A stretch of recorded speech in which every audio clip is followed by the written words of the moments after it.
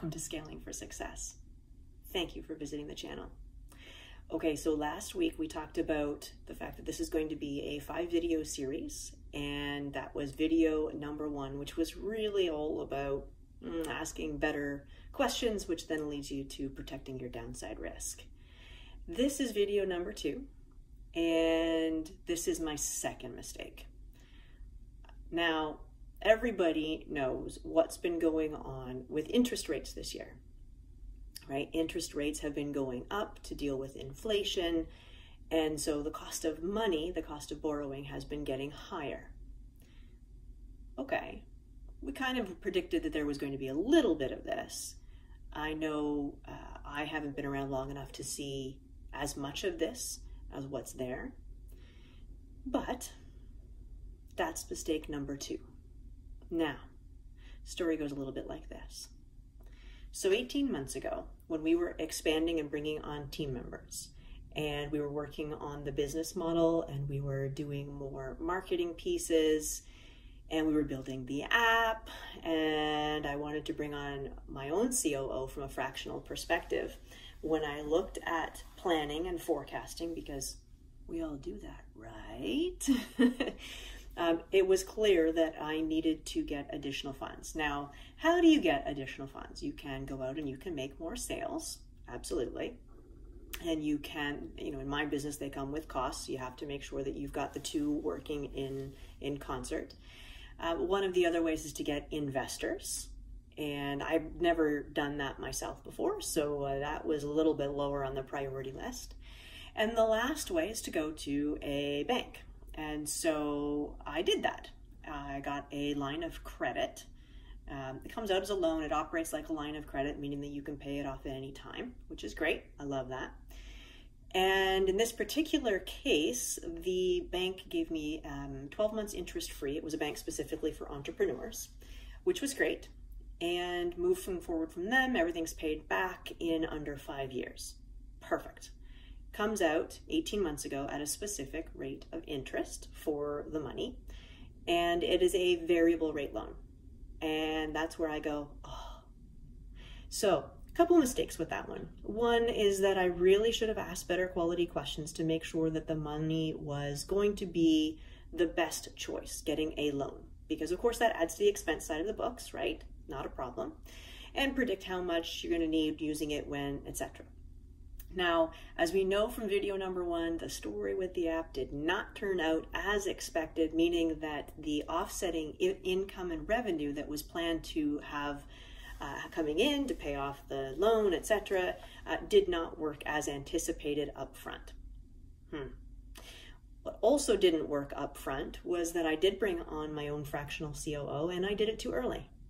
And so ultimately, it was an expense without the offsetting revenue that was needed. It wasn't the right time in the business to do that. There were certainly benefits of having it, and oh my gosh, I can't wait to do it again at the right time, which will be very, very soon. In which case, then I am able to sit in better seats. And when I sit in those better seats, what winds up happening is that there's more sales, there's more strategic relationships. It's substantially better for the company. So, yay! All right. So I did get the money. That wasn't a problem. It was an easy process to go ahead, do a loan. Everything looks good from a financial perspective.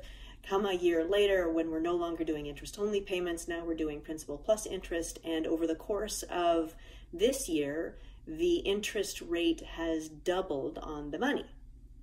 That was not in the model. And so it's fine. We can service the debt and all of that. But it's money I would much rather be spending on other things, especially since it didn't go the way that we had intended it to go for the purpose for which we were getting the funds. So there's problem number 2, debt. I have a client and she absolutely adamantly does not like debt. I get the why. I've always understood the why.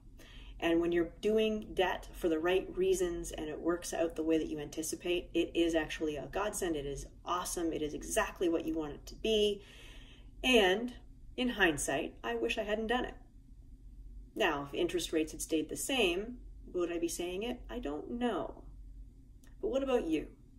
When you look at money, when you look at growth, when you look at scaling, do you think about it in more creative means? So I've also started reading more Jay Abraham, who is very interesting in how he thinks about business and how he thinks about relationships, and how he works very hard to have strategic relationships that really provide the value to the client, but also make sure that he gets paid. How many founders and CEOs out there, and I know I've heard this many times before, say to themselves, dang, all that money's going out, I'm paying for the team, and I'm taking home a tenth of what the team makes. Usually the team thinks, by the way, that the CEO is making the most money, but oftentimes, especially in that under $5 million stage, oftentimes that's just truly not the case. So that's mistake number 2. I wish that I did not, way back when, take out that loan. I do regret it now in hindsight, but I didn't have the information back then that I have today.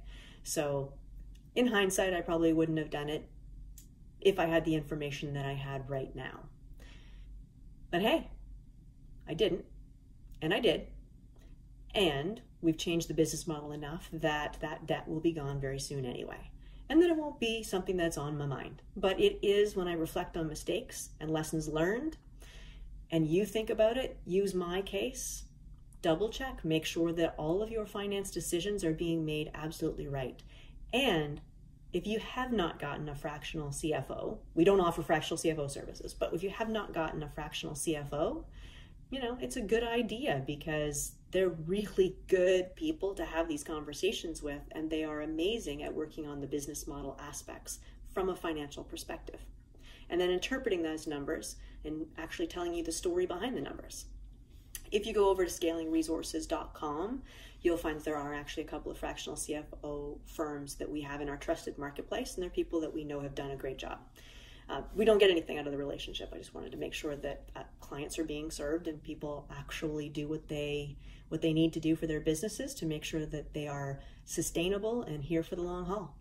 Like this video if you found it helpful. And for more content just like this, subscribe to our channel or visit the Scaling Management Consultant Group website at scalinggrp.com or our new website at scalingresources.com.